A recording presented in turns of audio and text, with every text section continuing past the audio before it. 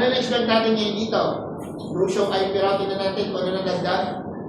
Dalawa lang yung C, tama? So, escape lang natin. Lucio IP route. May nadagdag ba? Ano nadagdag? Yung R. Ibig sabihin, nakilala niya yung malayo sa kanya. Yun yun. Kasi kanina, ang na-record lang niya, yung nakakonect sa kanya, tama? Pero ngayon, yung malalayo, ang tawag kasi sa malayo ay remote network. Halimbawa, ito, directly connected network, yung pink at saka green. Pero yung sky blue, remote yun, malayo. Tama ba malayo sa kanya yun? Malayo kasi hindi naman nakakonect sa kanya.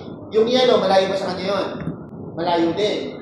O kahit malayo sa kanya, naabot niya through RIP protocol. Yun yung ginawa niya RIP.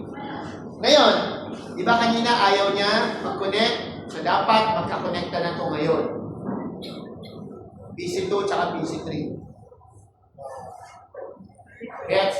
So magkakakonekta na yan. Kahit ano. Yung una mo na mag-fail dyan, okay, yung una, fail muna yon kasi papaliwanag ko sa inyo sa mga susunod na discussion, bakit nag-fail. Pero pangalawa, magkakonect na yan.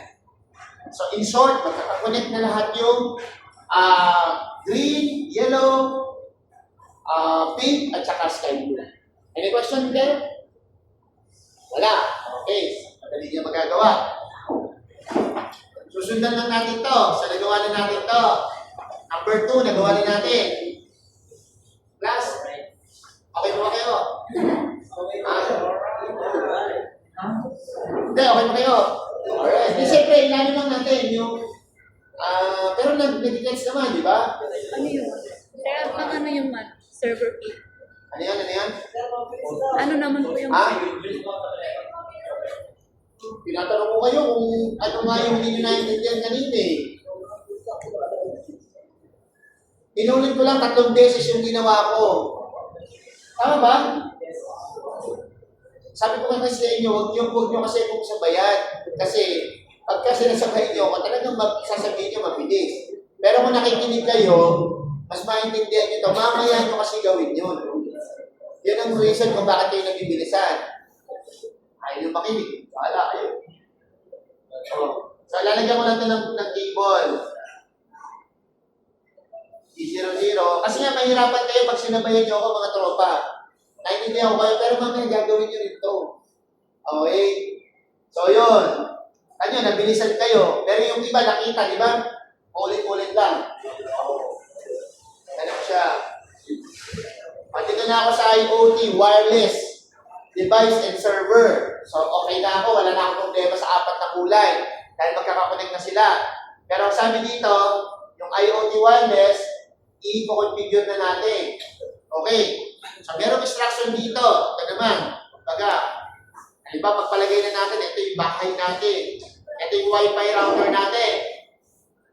Click natin yung PLDT. So, click na natin yan. Pupunta lang ako ng GUI. Okay. Tapos, lagyan natin ito ng lagyan natin ng IP, ng pang-port siya, pang-8.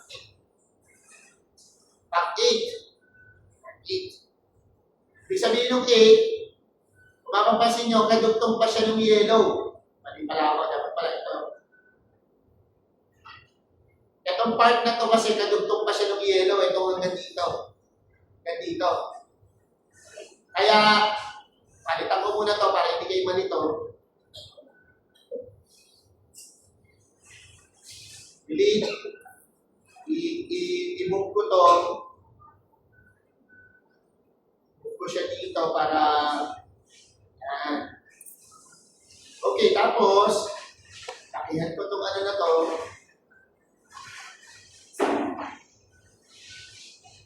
Hanggang dito siya, yan. Tapos itong naman, itong part na to, sigil ko lang ulit.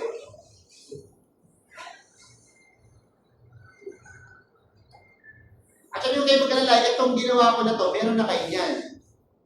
Ang gagawin nyo na lang yung configuration. So, ito.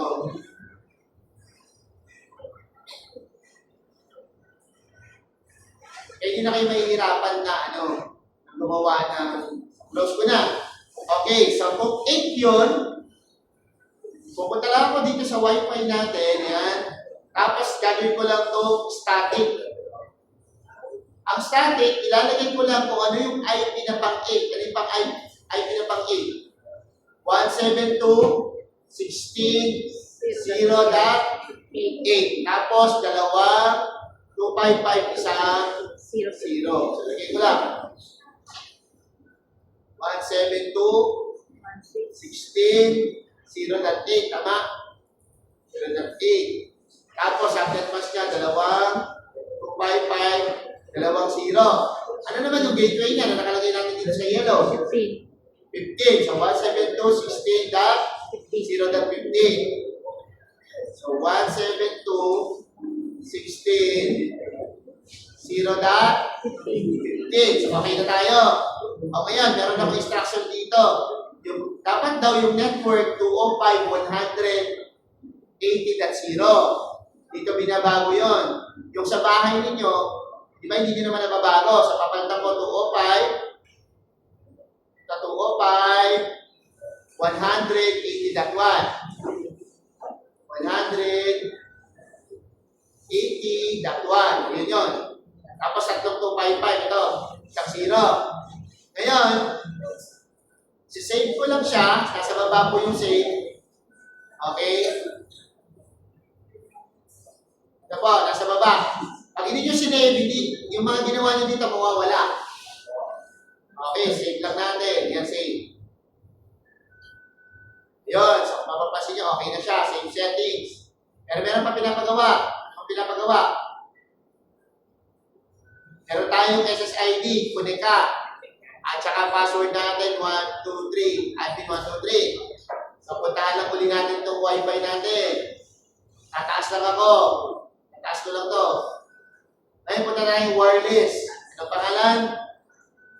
Kunika. O tapos, save lang natin sa baba. Save. Okay po. Tapos, tataas ko lang ulit ito.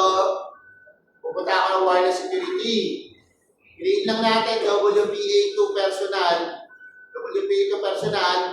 Talagyan lang natin ang password. Ano may password? Admin. 12345. Tapos, save lang natin sa baba. Save. Ulitin ko, yung dito, sa part na to. Una, lalagyan ko lang ng 8. Ang ginawa ko, kunin ko to. Tapos, ginawa ko lang static, di ba? Naka-DLCP yan eh. Ginawa ko lang static, pinili ko lang yan. Tapos, pinalitan ko lang yung router's IP na nandito, 205.180.1. Pinalitan ko lang po yun. Okay, tapos ito, dapat at 0 yan. Ay, sorry. Okay, tapos sinave ko lang po. Tapos, nilagay ko lang sa taas, wireless, ulit ko lang to wireless security, nilagay ko lang yung pangalan ng SSID para sa bahay natin. Tapos sinave ko lang sa baba. Tapos, nilagyan ko lang ng password. At pinili ko lang yung WPA2 personal. Among the options. Tapos, sinave ko lang ulit sa baba. Nagigets po ba yun sa wireless? Nagigets naman. Di ba? Punta naman tayo dito ngayon sa sa mga ilaw natin. Okay, sa ilaw.